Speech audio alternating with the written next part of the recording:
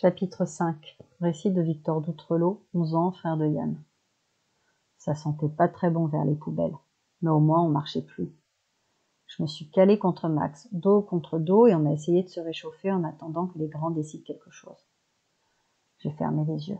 Des voitures s'arrêtaient, d'autres démarraient, on entendait claquer les portières. C'était comme dans un rêve. Sans doute que ça fait ça quand on dort pas de la nuit.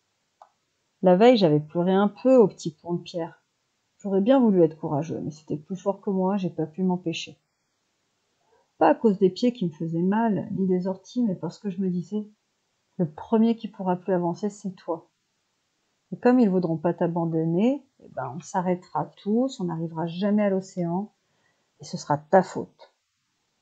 Heureusement qu'on a vu passer le train juste après. Ça nous a redonné de l'espoir et on est reparti. Paul m'a porté sur son dos pendant plus d'1 kilomètre. À un moment, on est passé devant une maison éclairée. Une grosse dame a écarté le rideau et m'a regardé sans se gêner.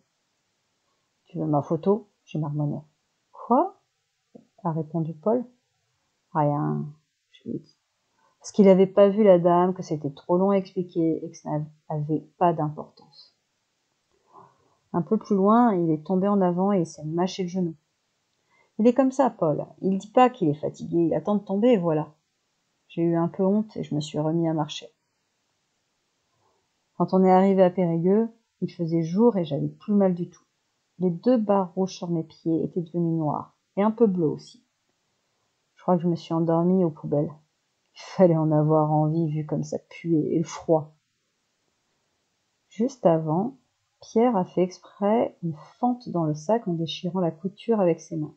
Il a mis Yann dedans, et ils sont entrés dans la gare.